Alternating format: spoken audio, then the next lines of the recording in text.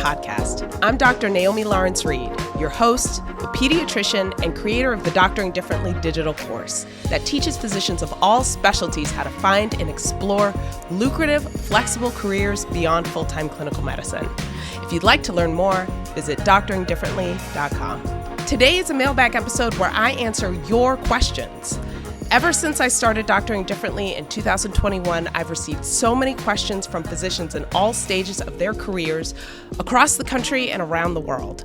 So in today's episode, I'll tackle a few of the most popular questions and topics and get you on your way to Doctoring Differently. If you've missed any of our episodes, subscribe to the Doctoring Differently podcast at Spotify, Apple Podcasts, or wherever you get your podcasts. And subscribe to the Doctoring Differently YouTube channel to watch all of the episodes on YouTube. Now let's get started with the mailbag episode.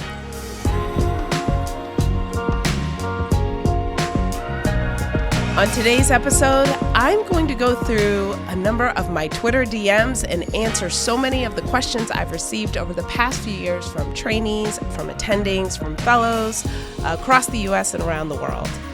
So today's first question is from a radiology resident, and she says, "Hello, I'm a radiology resident looking for extra income. Are there any side jobs that residents are qualified to do without board licensure? I really appreciate your transparency." Thank you. So that's a question I get so often from trainees, understandably so. What can I do now to supplement my income? I get that question from residents often, understandably so. How can I make more income in residency? Full transparency is that I've modeled a lot of Doctoring Differently off of my own experience. And when I was a resident in New York City between 2011 and 2014, I would not have been able to work. I was so busy. I mean, we were doing 24-hour shifts, 30-hour shifts. And as much as supplemental income would have been appreciated, for me, it would not have been possible. However, I certainly understand that with different specialties and different training programs, maybe you do have the time and capacity to explore other kinds of work or maybe supplement your income doing other things. Let me start with saying you now have a medical degree. You have an MD or DO after your name, and that unlocks a lot of opportunities. One of those being medical writing.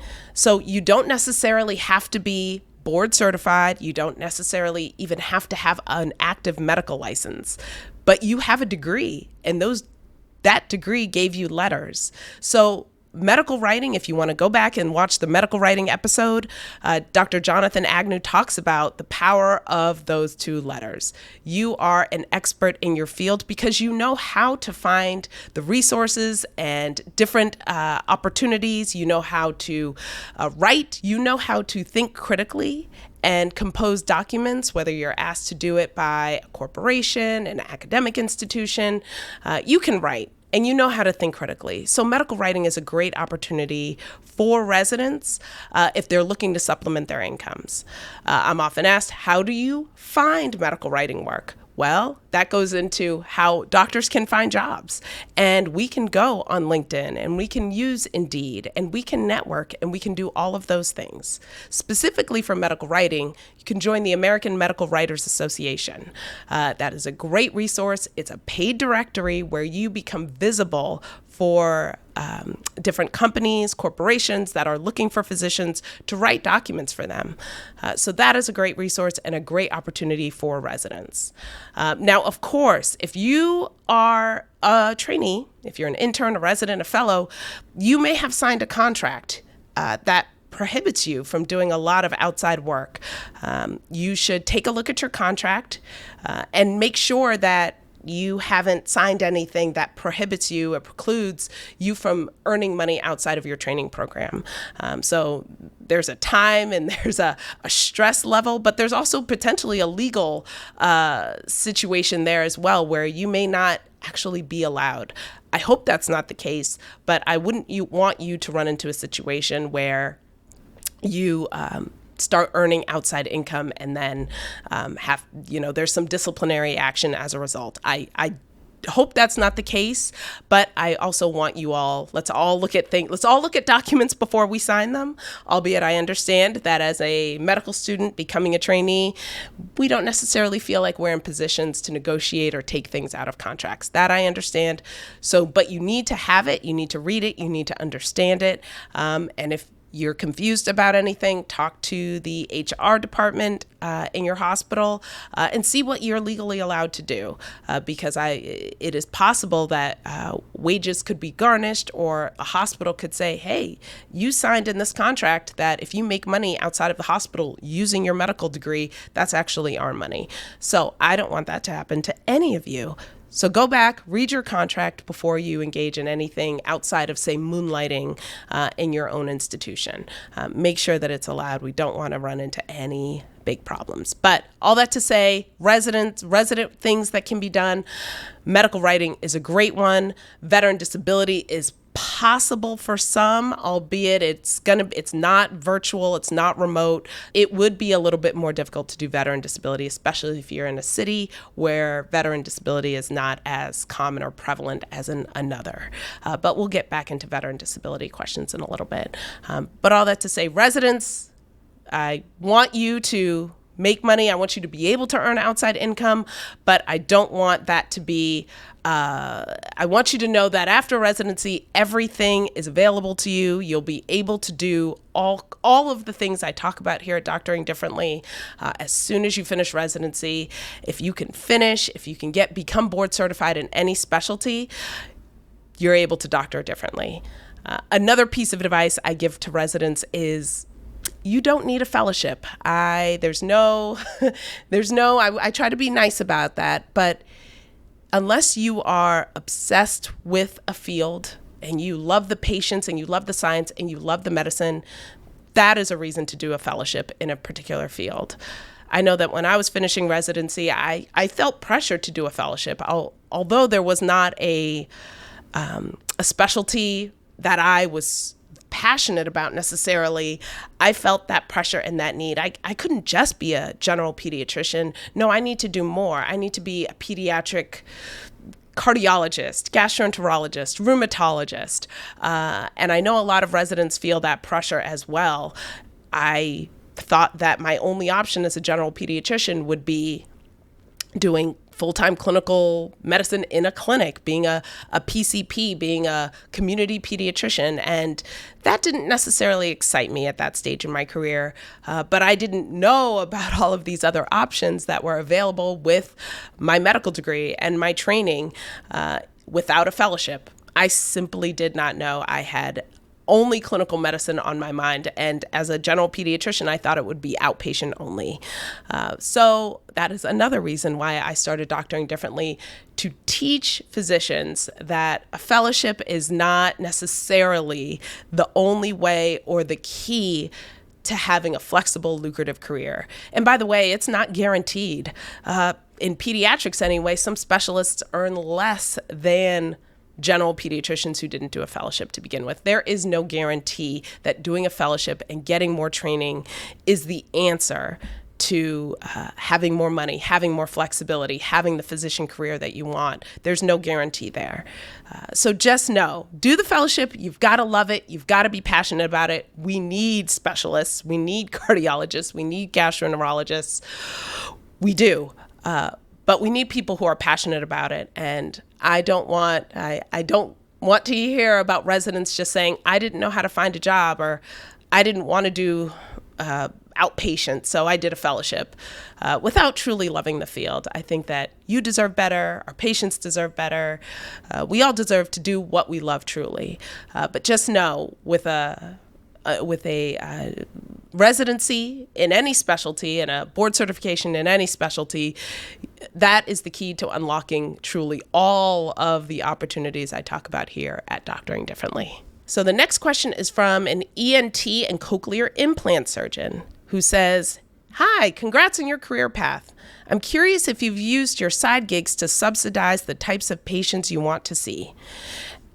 And the short answer is yes. So it's no surprise or no shock to anyone in the medical field that pediatricians, of course, are the lowest earners among physicians. People outside of medicine are always surprised to hear that, but we in medicine know that to be a fact. I enjoy being a pediatrician. I truly love what I do. However, within a few years of starting my career, I recognized that between my loans, the lack of autonomy, the lack of flexibility, the lack of negotiation power that very few of us have in these big institutions, I was not happy. And being a full-time pediatrician in that environment was not how I wanted to spend my career. So over the past 7 years, I have explored all of these different ways of working that I talk about here on this platform and in this podcast. And I have quadrupled, sometimes beyond that, I've increased my salary. And by the way, I am still a pediatrician. I still do clinical pediatrics, but I previously did it through locums contracts. I now do it through independent contracts that are similar to locums, but I'll do direct contracts with facilities that are somewhat rural, somewhat remote.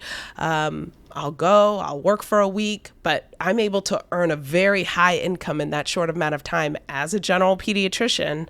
But because I'm flexible with my time, I'm flexible with the location, I'm able to earn a lot of money doing and working that way. And as a result, I'm able to do and live other ways. I'm able to travel. I'm able to take time off, to rest, to visit friends and family, and to spend time with the people I love. And it's been an incredible experience. So I also do a lot of virtual work. So I do remote medical writing and expert witness work, which, by the way, is not judge, jury, trial. Most of it is reading and writing from home or from anywhere in the world. So being able to supplement my income with non-clinical ways, but also having gotten to a place where even as a pediatrician, I'm demanding high rates and salaries that, let's be clear, I was never offered. I negotiated all of them, but I'm able to live the life that I wanted to live. I'm able to live the life that, quite frankly, even my program director in residency said was not possible. I was told, don't even try to negotiate your salary. It's not possible for physicians. It's especially not possible for pediatricians. Just be grateful for what they offer you, because if you try to negotiate, they may take things away and you'll be left with less than you started. That was not good advice. I hope that anyone listening right now, do not take that. If you've been told not to negotiate as a physician, that is bad advice. Negotiate always. If you don't ask, the answer will be no. I have never gotten a raise that I didn't ask for. So all of that goes back to the initial question. I've taken a little bit of a journey, but that all goes back to the question of do my side gigs allow me to effectively be a pediatrician, which is yes, but also even that pediatrics part, that is the lowest paid, that I was told I couldn't negotiate, even that part, I have made that a very, very, very lucrative part of what I do as well. So just understand, a lot of what we are told and taught as trainees, as early attendings, we're taught by people who maybe never left full-time clinical medicine or never left academics. So their advice, albeit maybe it's good intentioned, they do want the best for us, but their purview is somewhat limited. My program director, who told me never to negotiate, I suspect that she herself maybe had tried to negotiate and was told no, and maybe felt a little bit of shame around that and was trying to save us all the embarrassment of that happening. I want to believe she had our best interest at heart, but that was not good advice. And it really complicated my relationship with money and salary as a female, as a pediatrician. And I know it did a lot of the same for a lot of my other co-residents. So I certainly want physicians to know it doesn't matter if if you're in a large academic institution, yes, they may look you in the eye and say, this is non-negotiable. Okay. At that point, you can choose to say, well, maybe you want to negotiate around time. Maybe you want to negotiate around vacation or resource or clinical buy down so that you can do maybe administrative work. That's fine. For me, pay me. I'm not interested in clinical buy downs. I'm not interested in a lot of the other strategies that hospitals use to avoid paying physicians. And one of those is clinical buy downs and ways to get you out of clinical medicine, which can work for some for a short amount of time. But I want physicians actually going to the table and demanding to be paid more, because, your mortgage is not paid with clinical buy down, and your loans can't be paid back with clinical buy downs. It takes money to do those things. So ask for more money. Next question. Okay, so my next question is from an attending. He says, "Hi, Dr. Lawrence-Reid. I've started following you and reading more about your background. Thanks for the information you're sharing. I'm an academic pediatrician, and while I don't anticipate leaving my current work setting for a variety of reasons, I've always had an interest in cultivating other sources of income and spending time teaching personal finance to trainees to help them have more control over their lives. I saw your post about doing VA disability exams, something I have never explored or heard of as a pediatrician, and was wondering if you could share more information." That's a great question. His question at the end was ultimately about VA disability exams, despite being a pediatrician. And I'll tell you a little bit about how I arrived at VA disability exams, because, of course, I think pediatricians more than maybe most other specialties feel particularly constrained with our specialty. We cap at 18, maybe 21 for some. So we don't think that there are really many side gigs that we can participate in that don't involve children. I understand that is a very fair assessment. However, as I go into in my discussion with Dr. Sarpoma Sefabawachi in our VA disability episode, this is federal work, and there's a bill that Congress passed a few years ago that states very clearly that any physician with an active medical license can participate in veteran disability exams. I began myself doing this work in 2021. At the time, I had not seen a adult in clinically in 10 years. I'd finished med school in 2011, and that was the last time I had an adult patient. But here I am at the beginning of 2021 doing veteran disability exams. I had great training from the medical group that I work with, and I was a little nervous, a little apprehensive, of course, but I'd been taught and trained how to do the work, which is important, okay? We can learn how to do new things. We are not stuck. We can, our greatest ability as physicians is the ability to learn. So your learning did not stop in medical school or in residency or in fellowship. So at that point, I discovered that this type of veteran disability work is kind of MS4 step 3 level. It's a very focused physical exam, often musculoskeletal, but a lot of these veterans come with their claims already filed with the VA. So I'm just being asked to evaluate them. I'm not diagnosing. I am not treating. I am not ordering tests. The VA does all of that. I am only being asked to interview a veteran, do a very focused physical exam, and fill out a questionnaire. That's it. I've had a great experience doing that work. See, these veterans are service members, men and women who have, joined the military at some point in their careers. Some join it at 18, some later. Some I'm seeing as they're retiring in their 40s, 50s, 60s, 70s, 80s sometimes. They're very polite. It's a lot of yes, ma'am, no, ma'am. They are open to sharing a lot of their experiences in the military and in active service. These exams, again, they're well in front of me, but they're claiming things like back pain or neck pain or eczema or acne or IBS or, maybe they had an ACL repair or knee surgery or flat feet. There are a number of types of claims, but we don't, in this work, I'm not doing genital exams. I'm not doing psychological assessments or audiology assessments. There are other specialists who do those. So it's been a great experience. And I'm often given an hour or so to do that. So it's not stressful. It's not like clinical medicine where you've got 15 minutes in and out.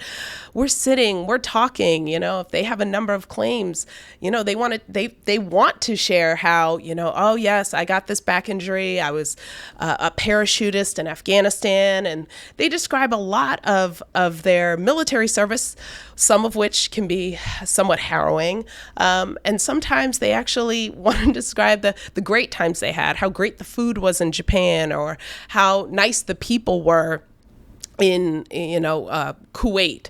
So it's been a really, really good experience. And I feel like I've been a better doctor as a result of doing veteran disability exams as a pediatrician. And I know that sounds so backwards to so many people, but it's true. I just feel much more well-rounded, and I've really enjoyed the work. And quite frankly, more adults need pediatricians in their life. Yeah, I said that. Okay, next question.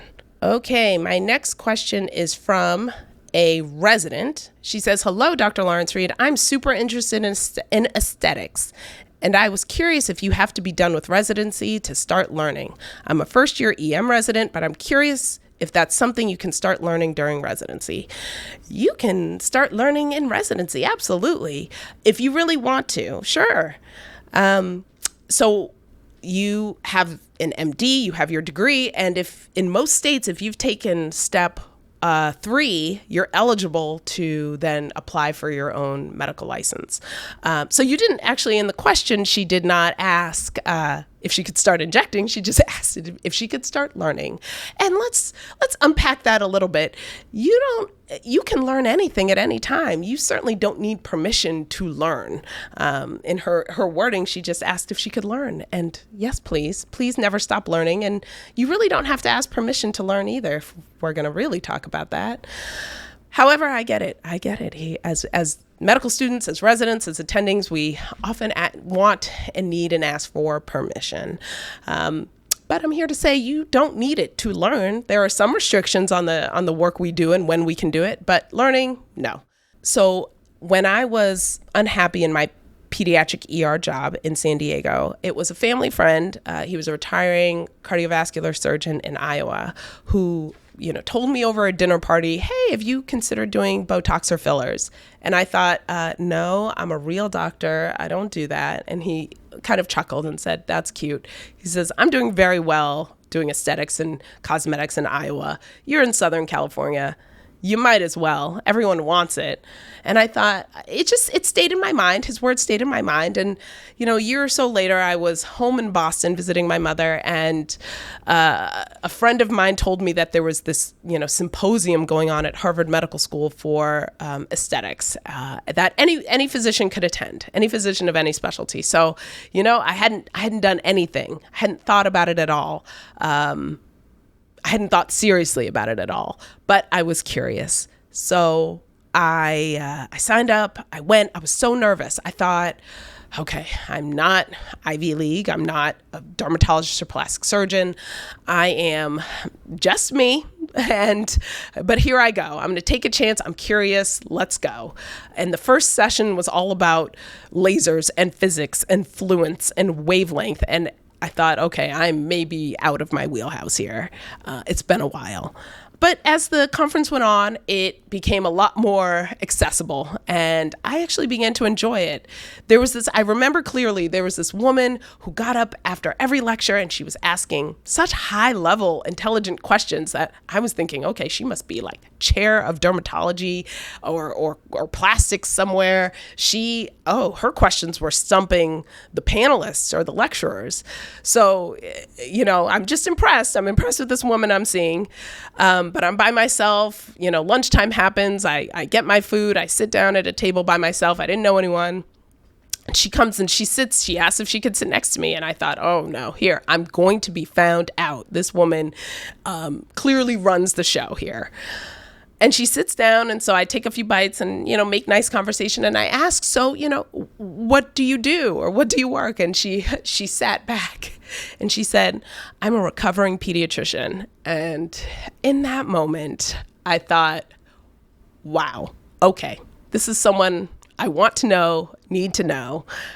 She was from the Maryland area. She had started aesthetics in around 2003, so very early, and really pushed and elbowed her way into the field. There was a lot more ownership by plastics and dermatology at that time around this work. But she was burning out in full-time clinical community medicine, pediatrics, and decided to begin this work of good 15 years earlier. So I made her, nearly demanded she allow me to take her to dinner later that evening so that I could just pick her brain and learn everything.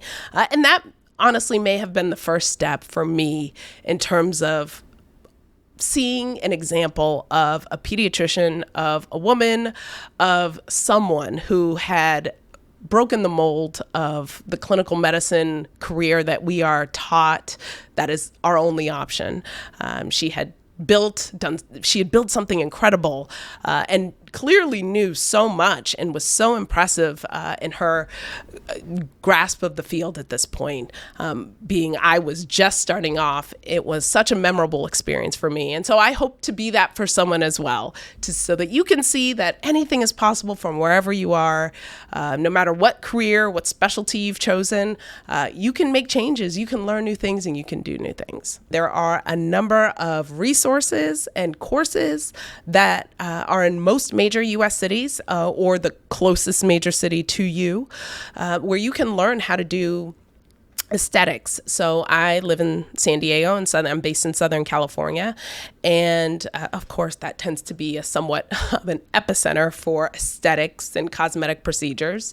But when I began learning how to do them, I signed up for a course that kind of travels. So it was a CME accredited course, actually by Einstein. So I did my residency in the Bronx at an Einstein hospital affiliate, and so it felt a little full circle to take an aesthetics course that was through Einstein.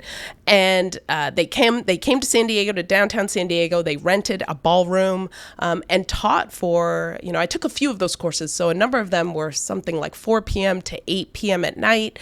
The first half were didactic sessions. They would bring down plastic surgeons and dermatologists from the Beverly Hills area, from Hollywood, to teach us. I'll say it was usually me, maybe one other physician, and a lot of nurses and a lot of nurse practitioners. So if you're a physician thinking you can't learn how to do this, you are not correct, because you absolutely can. At the time, I was working in a PDR doing suturing children's faces and doing lumbar punctures on babies. Yet I didn't think that I could do minimally invasive cosmetic procedures. That was wrong. I absolutely could, and I'm glad I discovered that I could. So I began taking a few of these courses. As a physician, there is no there's no official certification that gives you quote unquote permission to do this. You can take one course, you can take 87 courses. When you feel ready, you can start injecting. Oftentimes they'll ask you to bring a model with you. So a friend who you just have to say, hey, would you like free Botox? And they say yes. They always say yes. And you bring them, and under the supervision of, again, an expert in the field, effectively, you're learning how to inject. You can set up accounts, physician accounts with some of the big pharmaceutical companies, Allergan, Galderma, Merz. There are a number. And a lot of those accounts at the beginning will help you out with some product to learn and to practice with. You can get your own malpractice insurance to be able to inject as well. So there are, it's a fun field. It's customer service, of course, but everyone is healthy. People are happy. They want to know you. As a pediatrician, I get to make jokes about how you want a pediatrician doing your Botox because we use the smallest needles. And you can have fun with it. And by the way, Botox fillers, that is the entry point to the aesthetics in the med spa world. There are all kinds of things. There are lasers, there are facials, there are threads, there's so much. There's weight loss, there's IV hydration, and there's medical directorship. So there are a lot of options within the aesthetics field that any physician can avail themselves to and with. And by the way, you can start doing aesthetics on a small scale, in homes, doing small parties or renting a tiny space. You don't need to jump to oh, I need to rent a med spa. I need to rent a whole, clinic. I need to hire staff. I need to buy a laser.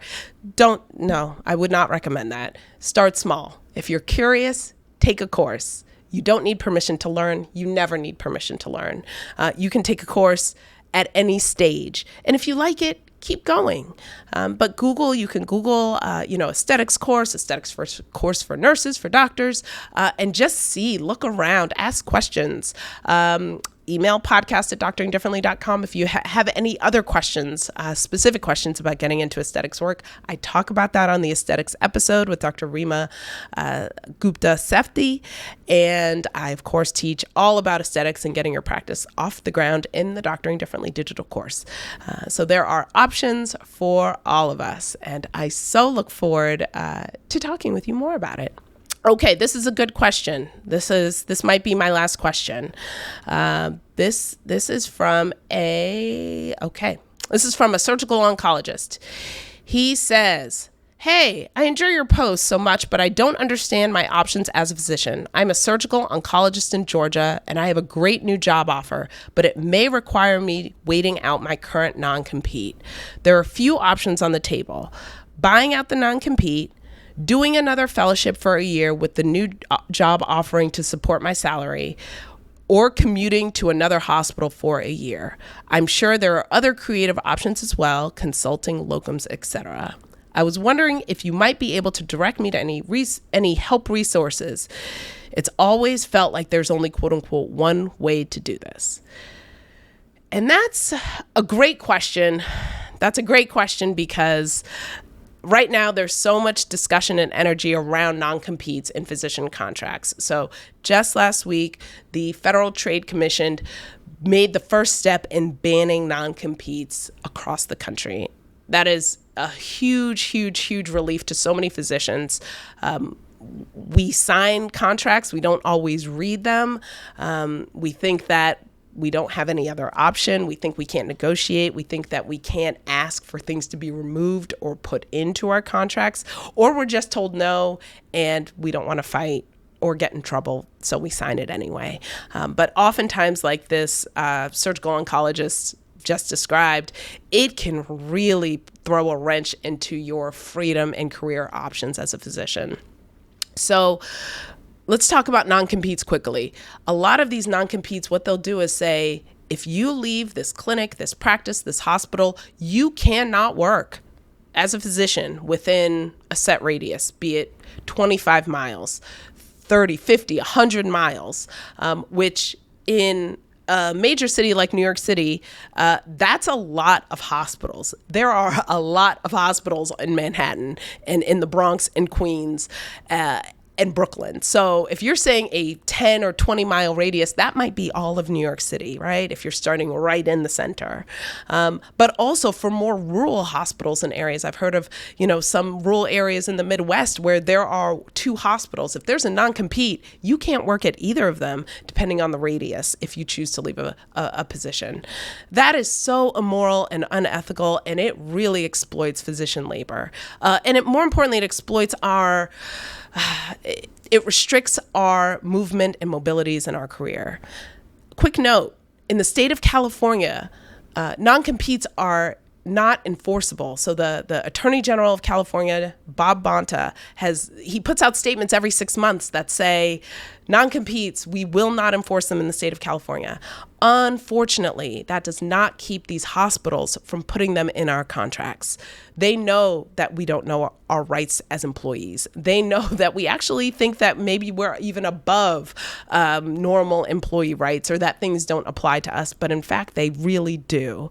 But these hospitals, again, they have their own best interest in mind, and we earn 100% of their labor. We do the labor, we earn their profits. So by making us feel like, well, we can't use our medical license, we can't look outside, we can't actually learn the true worth and value of our license outside of these walls.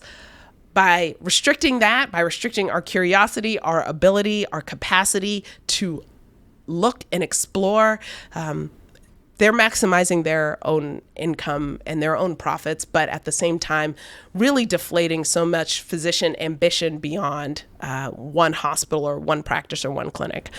So my advice to this writer, this oncologist, surgical oncologist who asked this question, my first advice to him was, pull up your contract and have it reviewed by a contract attorney.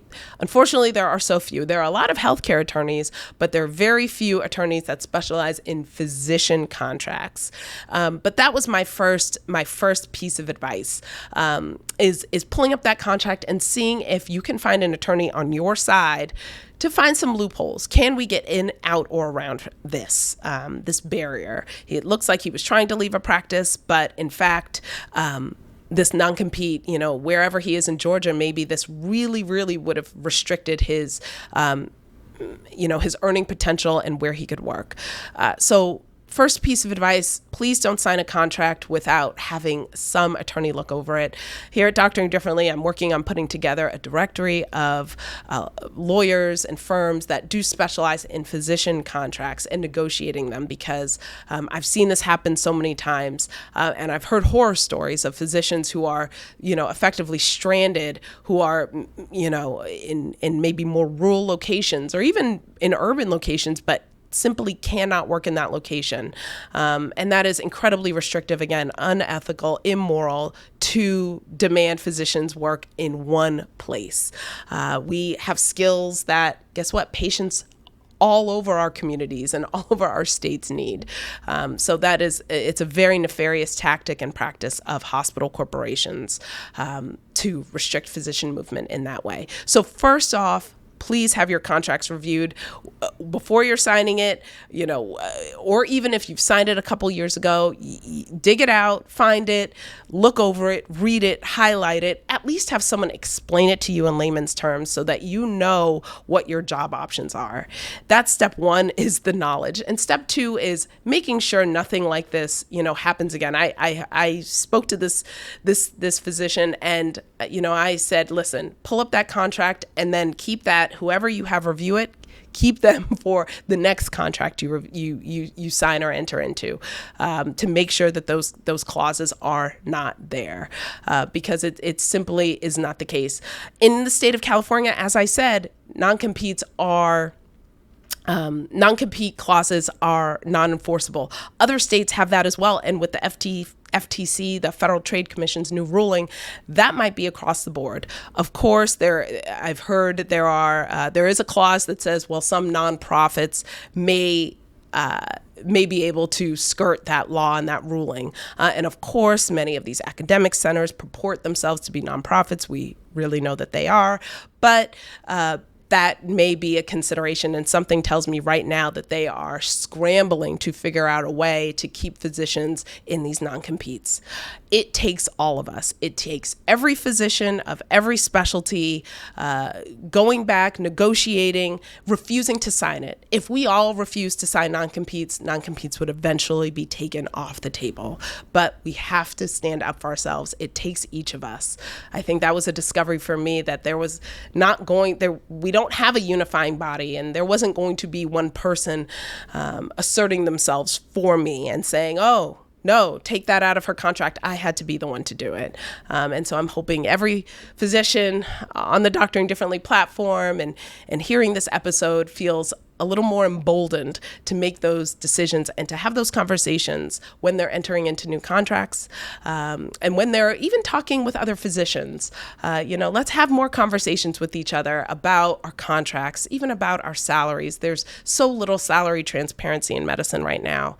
So one of my major pieces of advice to residents are, discuss your salary offers with each other. There's very little salary transparency outside of medicine, outside of your residency, right? As residents, you're all paid the same each PGY year, but the minute you leave, you don't get that transparency anymore. So please, as residents, the best thing you can do is to put together a spreadsheet of your offers. So a shared Google document, your offer, where it is, how much did you negotiate? Please negotiate every offer. Every initial offer is just that. Counter 20 or 30% higher every single time. You may be told no. You may be told yes, but you won't get that extra 20 or 30% unless you ask for it. So every resident, if you're hearing me right now, please, it starts with just transparency across the board in your class, okay? That's where it can begin for all of us, and we all win. With salary transparency, every physician wins. Start there. And then from there, and then bring that energy into your attending career. I'm so excited with what I'm seeing out of residents and union formation and going to the table as a collective body and arguing and quite frankly, fighting for our rights as physicians, our protection for our labor and for our knowledge and our minds and our bodies so that we can safely provide care to patients across the country. So very, very proud of the unionization efforts I'm seeing out of physicians and residency programs across the country. Keep up the great work. That's all the time we have for questions today. If you have more questions, we've got free resources at doctoringdifferently.com. And if you're ready to take the next step, there is information on enrolling in the Doctoring Differently digital course.